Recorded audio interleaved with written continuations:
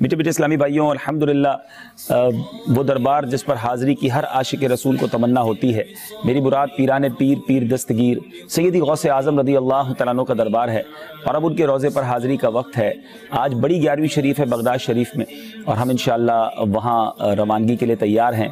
इंशाअल्लाह दरबार गौस में जाकर अर्ज़ करना है जो दूर से अर्ज़ करते थे कि झोली को मेरी भर दो वरना कहेगी दुनिया, ऐसे सखी का मंगता फिरता है मारा मारा।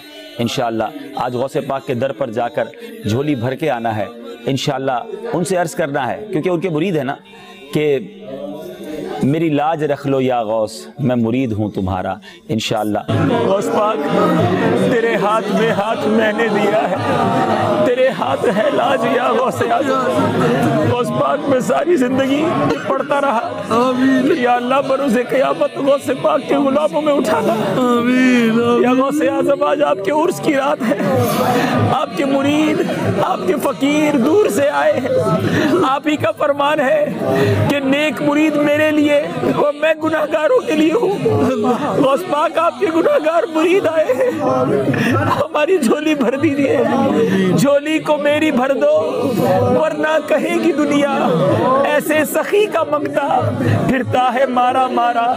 मेरी लाज रख लो या गौस, मैं मुरीद हूँ तुम्हारा, मैं मुरीद हूँ तुम्हारा। गौस पाक आपने अपने दर पर आने वालों को सबको नवाजा। ये दूर दूर से आपके फकीर आपके मुरीद आपसे मोहब्बत करने वाले आए हैं। आज आपके उर्स की रात है, किसे खाली ना लौटाइए, सबकी झोलियां भर दीजिए। माँ हमा मोहताज तो हाजत रवा, माँ हमा मोहताज तो हाजत रवा। अलमदद या गौसे आज़म सैयदा मुश्किलाते बेअदद दारे माँ। अलमदद या गौसे आज़म पीर माँ। इमदाद कुन अज़बंदे गम आज़ाद कुन, दरदीन व दुनिया शाद कुन। या गौसे आज़म दस्तगीर या शब्बीर या शब्बर या उस्मान या हैदर दफ़ा शरकुन खैरावर या शब्बीर या शब्बर।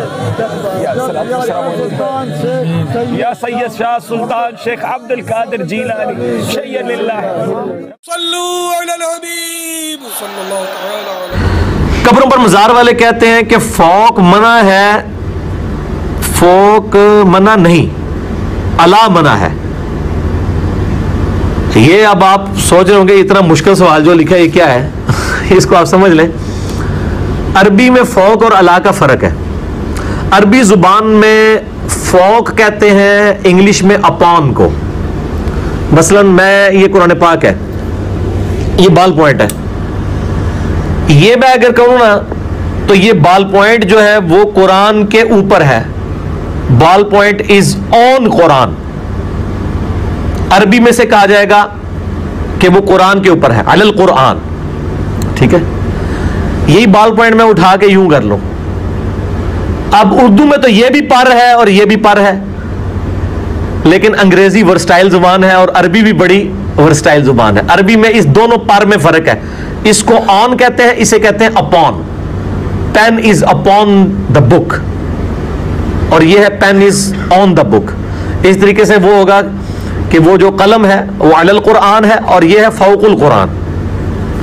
तो वो कहते हैं जो सही मुस्लिम में हदीस है ना कि कब्रों पर इमारतें मत बनाओ, तो इससे मुराद ये है कि कब्र के एग्जैक्ट ऊपर नई इमारत होनी चाहिए।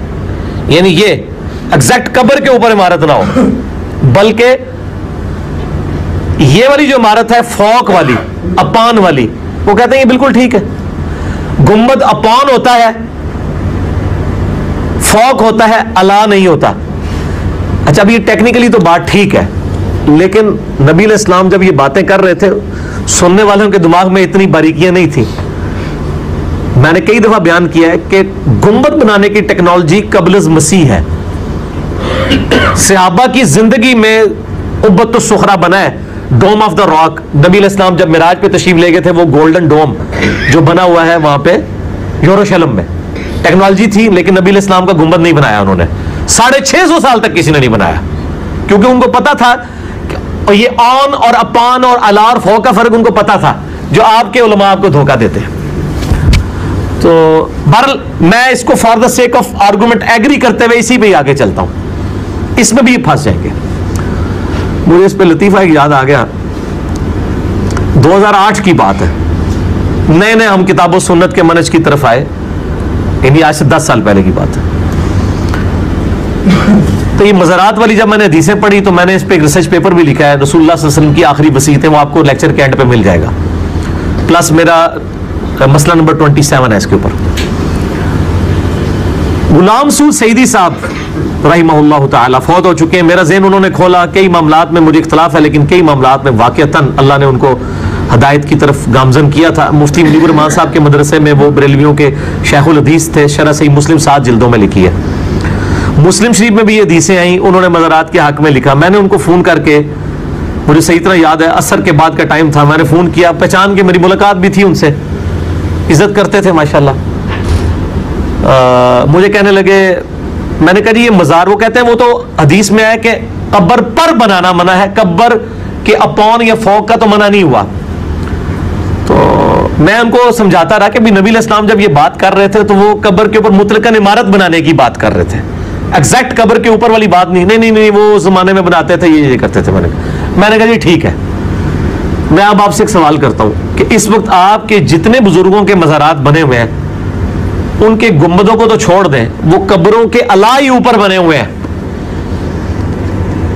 मैंने कहा आप लाहौर में जामिया नईमिया के अंदर रहे हैं, वो जामिया नईमिया में भी बड़ा अरसा रहे थे। कहते हैं हाँ। मैंने कहा आपने अली बिन उस्मान हजवेरी साहब अल मरूफ दातागंज बख्श, उनके कब्र पर हाजिरी हुई होगी आपकी? कहते हैं हाँ जी हुई है।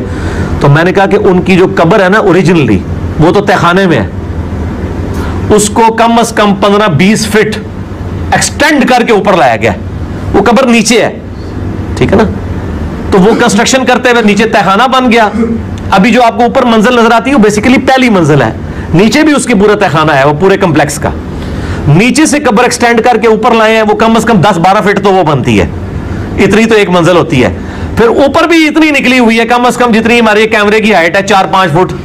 तो मैंने कहा ये 20 फुट तो एग्जैक्ट अला कब्र है, कब्र पर, ऑन द कब्र, on the grave, it is not upon the grave. चलो ऊपर वाला गुंबद तो अपान है, ये तो अला है ना। अब बताएं। कहते जी मेरे पास इंजीनियर साहब जवाब जो देना था दे दिया। मैंने कहा नहीं बताएं ना, आपने जो डॉक्ट्रीन बताई थी उस डॉक्ट्रीन में तो ये है, ये उसमें आता है। कहते बस छोड़ दे इस मसले को, रहने दे।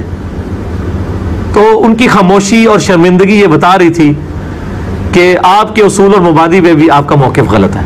अब आप सारे मज़ारात ले लें, आप गुम्बदों को ना डिस्कस करें, पहलवान को उनके जोर पर गिराएं, जो वो चीजें खुद माने हुए हैं ना वही उनको बताएं कि हाँ जी आप इसकी तावील ये करते हो कि कब्र के ऊपर इमारत बनाना गलत है। आपके सारे ये मज़ारात जो है ये एग्जैक्ट कब्र के ऊपर 5-5, 6-6 फुट बने हुए हैं। शाहबुद्दीन सोहरवर्दी, इनका जो बावलक मुल्तानी साहब का मज़ार है मुल्तान में, वो आप देख लें कितनी हाइट है। शबाज, सही शबाज कलंदर मज़ार भी चले जाएं, वो भी आप देखें कब्र के ऊपर कितनी हाइट है। ये वो हाइट है जिसको बरेलवी मुस्लिम शरीफ की हदीस के तहत खुद गलत समझते हैं। गुंबद को तो छोड़ दें, ये अला को तो बराबर कराएं। और दूसरी तरफ अहमद बरेलवी साहब ने वसीयत की थी कि मेरी कब्र एक बालिश से ऊपर नहीं होनी चाहिए। अहमद बरेलवी साहब का मज़ार ऊपर तो बना हुआ है लेकिन नीचे कब्र इतनी ही है और कच्ची है, पक्की भी नहीं है।